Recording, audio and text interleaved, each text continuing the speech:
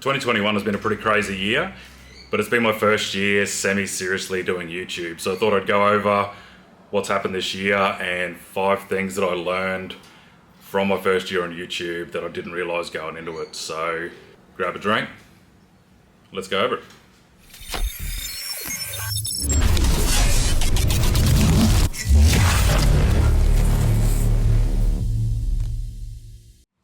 Bit of a controversial choice of beer, Ton Bitter. Cheap, and they don't taste terrible unless you drink a lot of them. You end up with a pretty bad hangover. This is not my usual filming setup, feels a bit weird. The kids actually got me something for Christmas. Let me get that. That's better.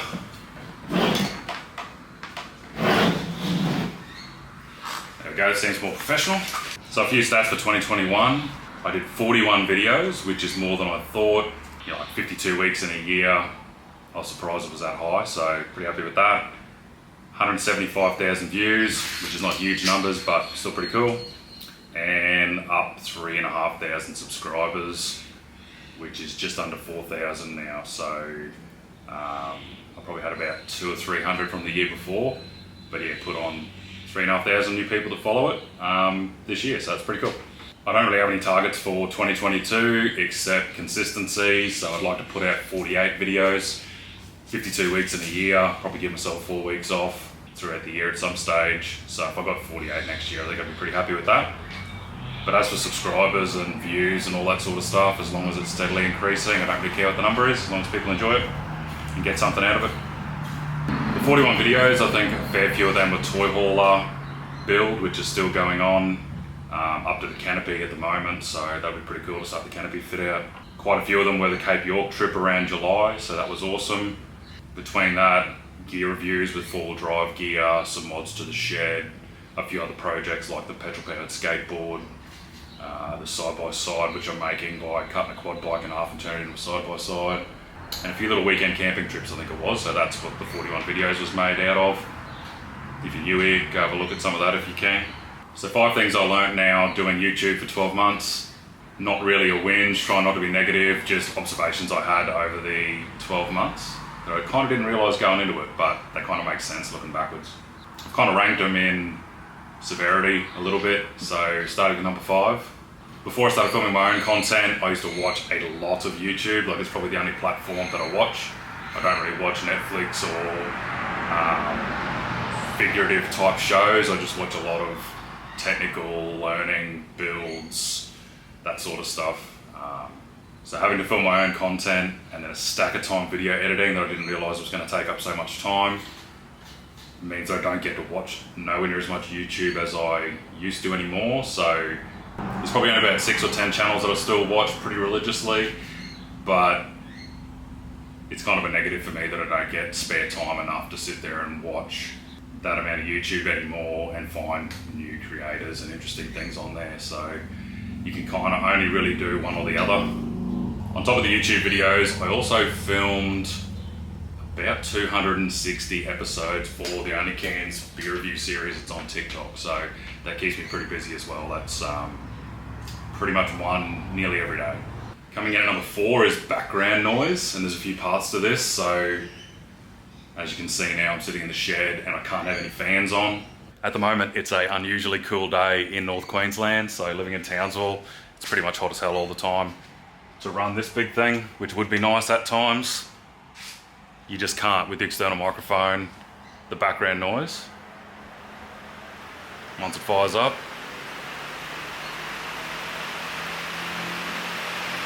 you just can't have it on while you're filming, so it'd sound like I'm in a hurricane pretty much. Drum fan, also same thing. The only other option I got is that little Ryobi 18 volt fan if it gets really bad, but I just don't have the fans on and suck it up and sweat like a pig. Also just outside the shed door is the pool pumps. You'd be surprised at random times that they just kick in and ruin whatever I'm filming, whether it's a beer review or YouTube. Or if I don't notice, I won't notice till I go to edit the video, and then the noise in the background is just, it's just cringy. I like to have the audio quality pretty good. I like to improve on it. This is a Rode shotgun mic on top of this camera, so good sound is key, and recognizing what the background noises are and trying to do a bit of a pre-check before you start filming is definitely something I recommend. Even the background noise of the fan on the Lincoln welder is pretty extreme. So if I film a talking segment between toy hauler build bits when I'm welding, I've even got to shut the welder off. So I could just leave it, but look, it's better if I turn it off. 2022, don't be surprised if I aircon the shed. It'll be highly inefficient, but if it means that I can shut the doors and work in here with some good lighting and not die of heat exhaustion, then I'm definitely keen on it. So I might look at that in the new year. Another part about background noise is music in the background. So you can't have radios on or music because you'll get a copyright strike. So in the shed I usually wear Apple AirPod Pros, which I think I've killed 2 or 3 sets of those, so that's pretty pricey. If you know any good value for money, sort of robust earbuds or headphones, let me know in the comments, because I'm sick of paying $350 for a pair of those. Noise cancelling on them also doesn't do that good for continuous grinding. It works well, but the AirPods don't like it, and they sort of die and start crackling, and it's either the excessive noise or sweat, possibly. Even when you're filming outdoors, like the Cape York episode where I drove the chicken track through the river at gunshot, I had to drive down and talk to some lads that were having a bit of a party in the afternoon by the creek, and I just had to ask old mate to pause his music for a little bit on this boombox he had in the river so I could drive through and get the shot. He was real cool about it, which was really good.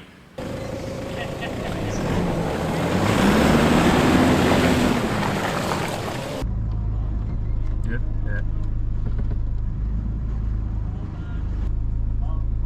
All good. Thanks, brother. But yeah, it's little things like that. Otherwise, all that footage, I would have had to try and mask it with some of the music, and it just gets chaotic or it's unusable pretty much. Coming in at number 3 is filming outdoor content.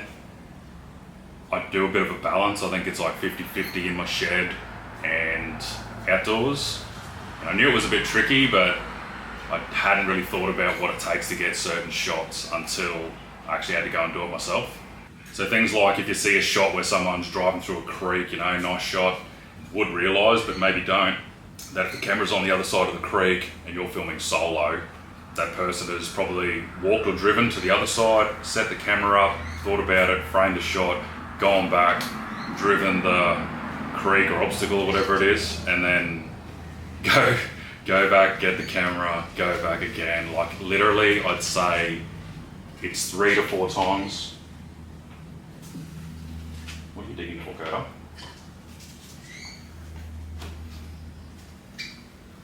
Can't see with the dogs in here. You can probably just see a snoot here. Distractions like that, which is fine.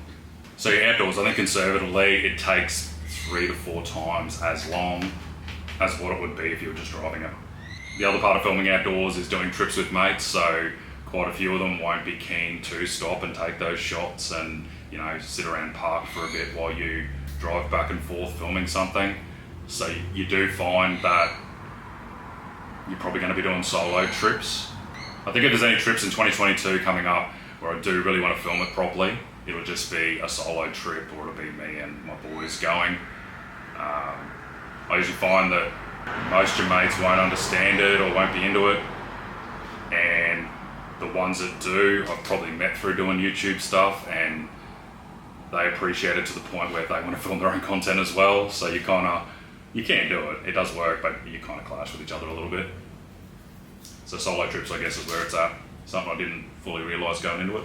Also, the amount of camera gear you go through. So I crashed my drone into a beach up at the tip of Cape York, but it was still okay. Then I crashed it out of a tree house.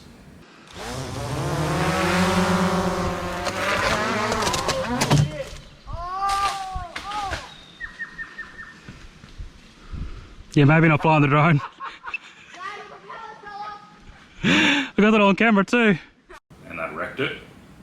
So I spent about just over $2,000 on a new Mavic Air 2S, which should do just fine, and it tips better. So a bit of an investment in better quality footage. But yeah, a bit over $2,000. Broke a GoPro 8 that seemed to just overheated doing time lapses on the Cape trip. I scratched the lenses on a GoPro Max 360, which had all these little speckles on it when I tried to film. So I highly recommend the GoPro Plus subscription. They're a little bit hard to get onto at the moment, to contact them to use it, but you do get through. And I think you can replace 2 cameras each year for like $99 a camera. They did my first 2 for free because I had issues contacting them, so that was good. I think it's like $75 a year. You get discounts on accessories up to a certain amount, and then you get 2 free replacements a year, so definitely worth it for the money, being that they're $600, $700, $800 a camera. I killed a GoPro 8 building stuff in the shed as well, so you need to be careful where you're working, mainly grinding. So I was grinding around something, wasn't watching where the grinding sparks were going, and it only took about 30 seconds, and the grinding sparks on the lens of the camera burnt some like speckles into the camera lens, and pretty much it was unusable. Also, whichever camera you get, make sure it's got a replaceable lens cover, or put a sacrificial one on there, because the GoPro 8 doesn't have it, the 7 does, and the 9 does. So now I've got a Hero 9 black, but I've still got a few 8s. So I just need to pick, either get sacrificial covers for them or watch what I'm doing pretty much. Because it does get quite expensive pretty quickly. I also killed the DJI Osmo Action when I rolled the quad bike into a bog hole up in the rainforest.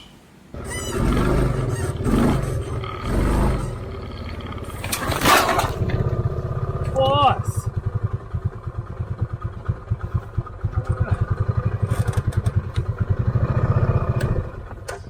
Nope. So that killed that one. Other than that, I also bought a Canon G7X Mark III, which is not what this one is at the moment. This is another new one. I may have a problem with camera gear, I think. Anyway, from watching YouTube, I saw a lot of people using the Canon G7X Mark III. I bought that one. It seems like a really good entry-level vlog camera.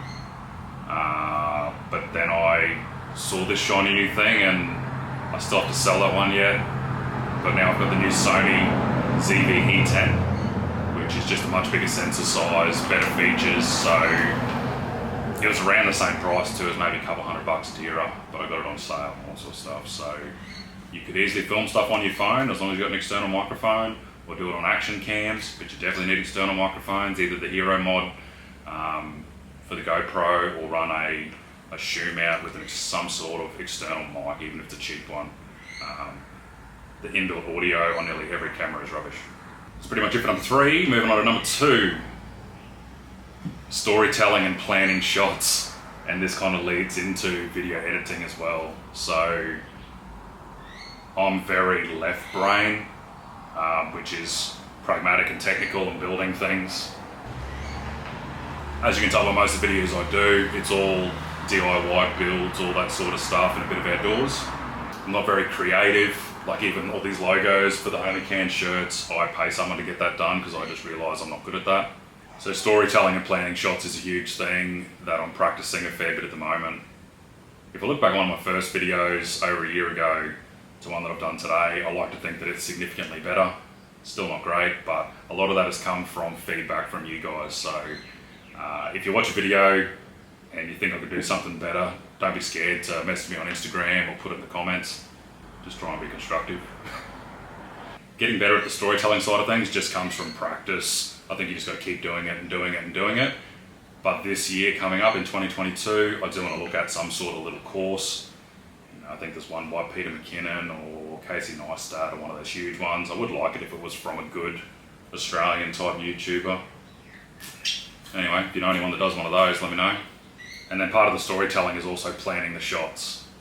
So part of that is getting good shots, and then it flows onto the editing phase. So if you only film what you need to do the episode or tell the story, then the editing obviously is much, much easier. And coming in at number 1 is, once you get into this a fair bit and you're focusing on storytelling and editing and all these other things, all the YouTube and other content creation videos I watch, all I see now is a technical analysis of what it's taken to film that. So I find I'm always looking at what camera gear is it, what it took to set the shot up, what type of edit it is, the storyboard sort of thing. So I'll watch a video and I'll look at You know, it was a minute of intro and a catch line. Then it's a channel intro part, so how long was it? Did they use one, didn't they use one? And then how did they stage the video? You know, is it talking for a minute, then a time lapse, then talking for a minute, then something else, some sort of montage, and then talking, and how long overall is the video? So trying to find people that I like their videos and I like watching them a lot, and then try and emulate parts of that into my own style to do better. And I'm talking really technical little things like if it's a jump cut versus an L cut. So that's where one clip just jumps straight to the next one, or whether the audio of one clip overlaps the other one as it rolls on, those sort of little things. And when I watch build videos like Grindhard Plumbing Co., they'll have a time lapse, but it'll also be on a camera slider. So the time lapse will sort of move or rotate. I think Build My Board, Sam does that stuff as well. It's all those little things and actually realizing what's going on and how it was filmed and what settings they're using and why pretty much consumes you.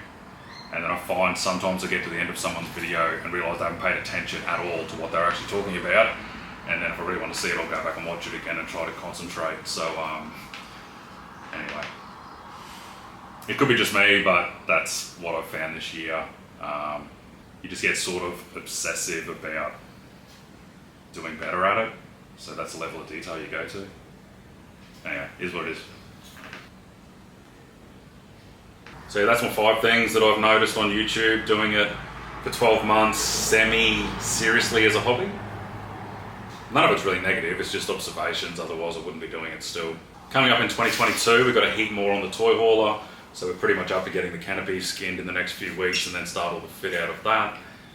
Heaps more to go on the build and then the maiden voyage, and probably knock out a few trips to different places with that, hopefully. I'm seriously considering doing Cape York again, maybe July 2022, but not taking the toy hauler because it's just too big. I want to do the telegraph track and drive all the way through. It's about 6.5 meters long, so it'd just be chaos. The rooftop tent that I get for the toy hauler, I might throw it on the Prado to do Cape York. So we'll see how that goes. Got a heap of gear reviews coming up, so stuff I'm buying for the toy hauler, more four-wheel drive mods, and got a few companies that I might get to work with to review some of their gear, so looking forward to that. Also planning on doing some other small builds, so just little one-day things in the shed.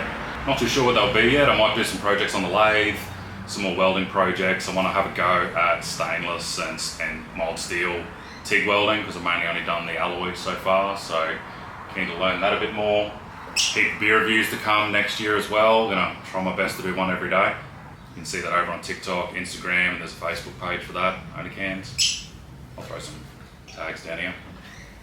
I also want to do a weekend trip and have a go at the crab track. It was too wet to do it when we went up towards Cape York, so I want to go back when it's dry and knock that one out. If you've got any specific content you want to see more of, let me know in the comments. Happy to do that. Other than that, have a happy new year. See you in 2022. Thanks for watching.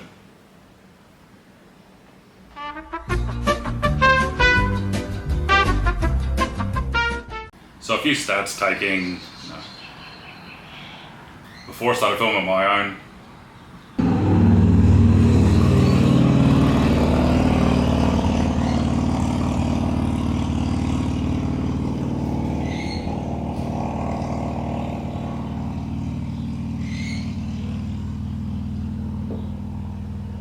There's probably only 1% of the people that I know